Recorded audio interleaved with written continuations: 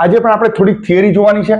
તમને થિયરીથી કદાચ કંટાળો આવતો હોય તો પણ જોવી પડશે, કારણ કે પરીક્ષા લક્ષી છે. આ પરીક્ષામાં પૂછાઈ શકે તેવી થિયરી છે, તો જરા છેક સુધી જોજો. ભાડે ખરીદ પદ્ધતિ અને હપ્તા પદ્ધતિ ને કરારમાં કઈ કઈ વિગતો આવે એની વાત આજે આપણે કરવાના છે. પહેલું કીધું છે રોકડ કિંમત, જેને આપણે કેશ પ્રાઇસ કહીશું. બરાબર. મિલકતની રોકડ કિંમત જણાવવામાં આવે છે, એટલે કે જો વસ્તુનું વેચાણ રોકડેથી થયું હોત તો તે જે રકમ ચૂકવવી પડે તે દર્શાવવામાં આવે છે. આ કિંમત જ ખરીદનાર માટે વસ્તુની મૂળ કિંમત કહેવાય. જો આપણે રોકડે ખરીદ્યો હોત મોબાઈલ, તો આપણને મોબાઈલ કેટલામાં પડત? 50,000 રૂપિયામાં પડત.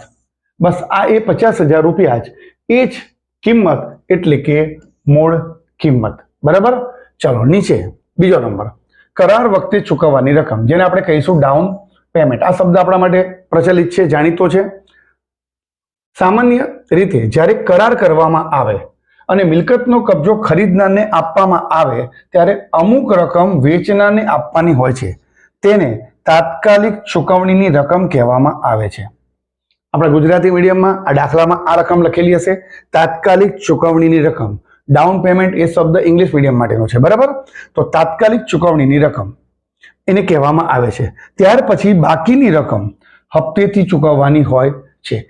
આ 50,000 રૂપિયા આપણે જે મોબાઈલ લીધો તે, એમાં આપણે માની લો કે 10,000 રૂપિયા ડાઉન પેમેન્ટ ભર્યું. બરાબર છે. તો હવે આપણે ભરવાના કેટલા રહ્યા?